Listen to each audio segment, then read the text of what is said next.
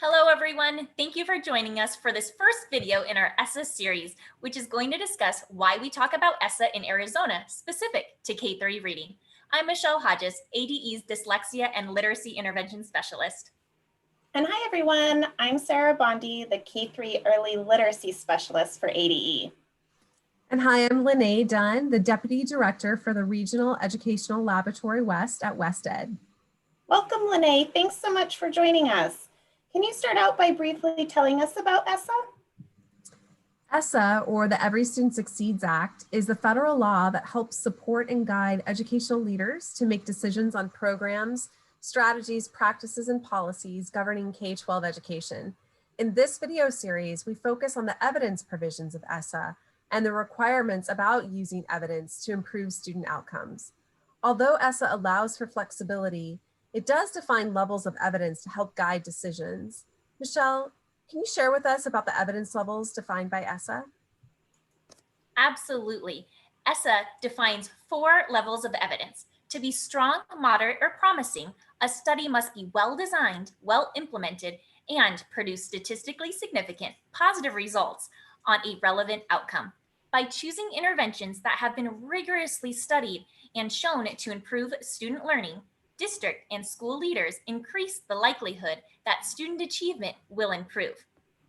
Lene, I understand that we want the top 3 tiers of evidence, but why does evidence matter?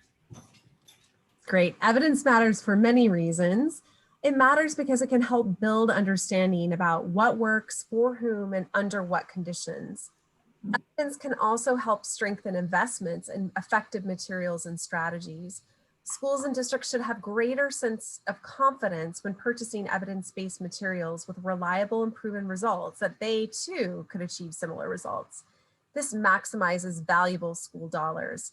Lastly, the use of evidence deepens continuous improvement. District and school leaders can use data and evidence to inform decisions and make informed adjustments as needed to ensure they're providing the best opportunities to improve student achievement. The next video in the series will provide more depth on how to use the evidence levels and read studies so schools can make well-informed decisions when considering curriculum. Sarah, can you tell us more about how ESSA influences K-3 reading in Arizona?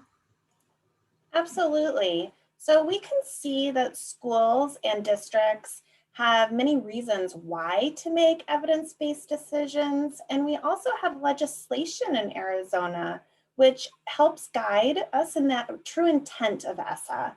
So Move On When Reading sets particular requirements for all public district and charter schools who serve any kindergarten through 3rd grade students. And one key piece of the legislation is ARS 15704, which requires each school district or charter school to adopt an evidence-based reading curriculum and intervention. So knowing that Move On When Reading affects over 300,000 students each year, Michelle, can you expand on why it is so important for our K-3 educators?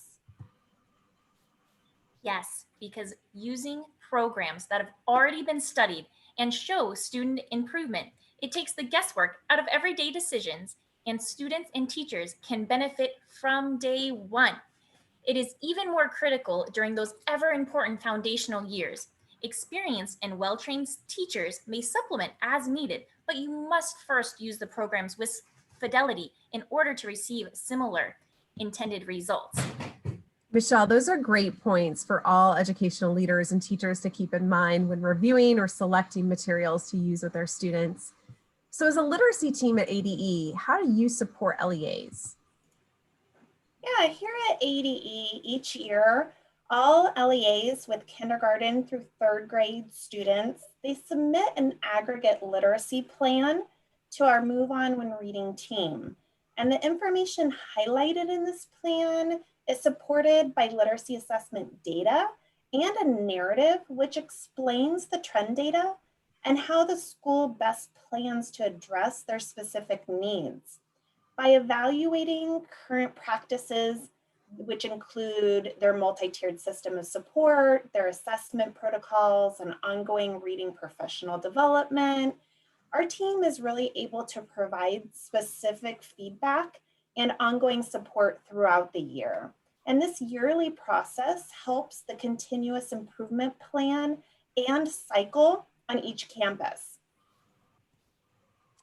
Well, now that we've shared a general overview of why we talk about ESSA in Arizona, please be sure to join us for the next video as we dig deeper into ESSA. If you have questions about anything you heard in today's video, please feel free to reach out to ADE's ELA team. And again, thank you for all you do for Arizona's students.